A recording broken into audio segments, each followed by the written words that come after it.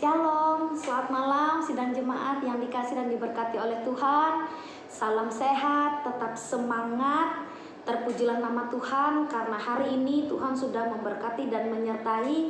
Terkhususnya juga pada malam hari ini kita kembali boleh bertemu dalam renungan malam edisi Selasa tanggal 8 Juni tahun 2021.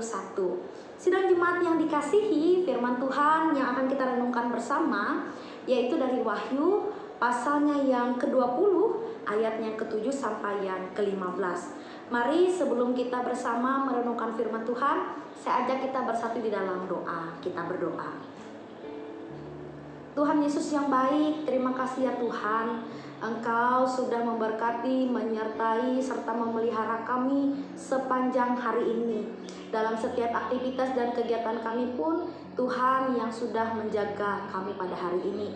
Sampai pada malam hari ini Tuhan, kami mau menyediakan waktu, hati dan pikiran kami untuk bersama belajar dan merenungkan firman Tuhan. Mari Tuhan tolong kuasai kami dengan Roh Kudus Tuhan, agar kami mengerti dan memahami isi dari firman pada malam hari ini. Dan hamba-Mu yang akan menyampaikan, biarlah Tuhan pakai dalam berkata-kata dan menjadi alat Tuhan, agar kami sekalian mendapatkan berkat Tuhan melalui firman Tuhan pada hari ini. Terpujilah nama-Mu Tuhan, di dalam nama Yesus Kristus kami berdoa. Amin. Saya mengambil tema dalam renungan malam kita pada hari ini, yaitu menabur benih yang baik akan mendapat keselamatan.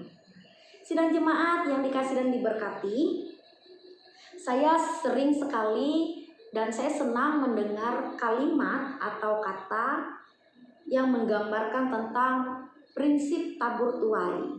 Nah, saya sangat senang sekali atau juga saya suka menggunakan kata ini dalam kesaksian saya, karena saya percaya bahwa dalam kehidupan kita, apa yang kita lakukan, apa yang kita kerjakan, itu sama seperti menabur benih-benih di dalam kehidupan kita. Kemudian ketika masa panen tiba, kita akan bersama-sama menuai dari segala yang sudah kita tabur dalam kehidupan kita. Nah, saya percaya akan hal ini. Tentu saja dalam prinsip tabur tuai ini, pasti semua orang mengharapkan apa yang sudah kita tabur itu semuanya yang baik, sehingga kita menuai hal yang baik pula. Tetapi tidak menutup kemungkinan kita sebagai manusia kadangkala kita juga bisa menabur hal-hal yang tidak baik. Kemudian kita juga akan menuai yang tidak baik atau yang mengecewakan hati. Nah, sidang jemaat yang dikasih dan diberkati, tetapi ada faktor lain yang juga dapat membuat kita menuai hal-hal yang baik ataupun tidak baik. Dan itu kembali kepada pengusahanya begitu. Kalau misalnya kita menjadi pengusaha yang lalai, tidak mengelola, tidak merawat, atau tidak menjaga apa yang kita tabur, tentu saja kita akan gagal panen atau menuai yang tidak baik. Tetapi kalau kita sudah menjadi pengusaha yang baik, kita lakukan yang terbaik, tentu kita akan mendapatkan hasil yang baik. Nah, hari ini saya mau mengajak kita bersama merenungkan firman Tuhan dengan prinsip tabur tuai, yaitu berkaitan dengan firman Tuhan pada hari ini. Hari ini diperhadapkan dengan Wahyu pasal 20 ayat yang ke-7 sampai yang ke-15. Di sini di bawah 2 perikop atau di bawah 2 judul, iblis dihukum dan hukuman yang terakhir. Kalau kita baca dengan seksama, kita pada saat ini pun sama-sama menantikan kedatangan Tuhan yang kedua kali. Namun kedatangan Tuhan yang kedua kali itu adalah masa di mana kita akan bersama-sama dihakimi, baik yang hidup dan yang mati.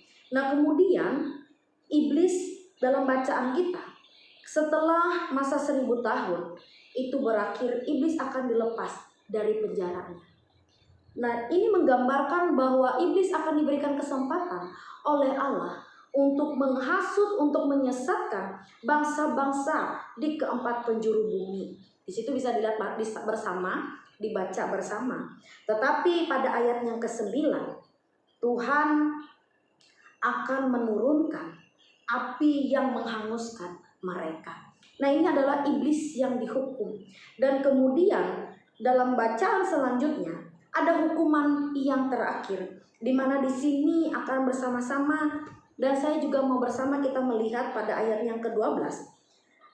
Melihat orang mati besar dan kecil, mereka akan berdiri di depan tahta itu, lalu dibukanya semua kitab, dan semuanya akan dihakimi sesuai dengan apa yang sudah dilakukan. Dan di sini menunjukkan bahwa ada prinsip tabur tuai di dalam kehidupan orang percaya pun. Ternyata Tuhan Yesus yang akan datang untuk kedua kali, dia akan memperhitungkan, dia akan melihat apa yang sudah ditabur oleh orang-orang percaya dalam kehidupannya. Entah itu baik, entah itu buruk, semuanya akan dihakimi dan semuanya akan diperhitungkan.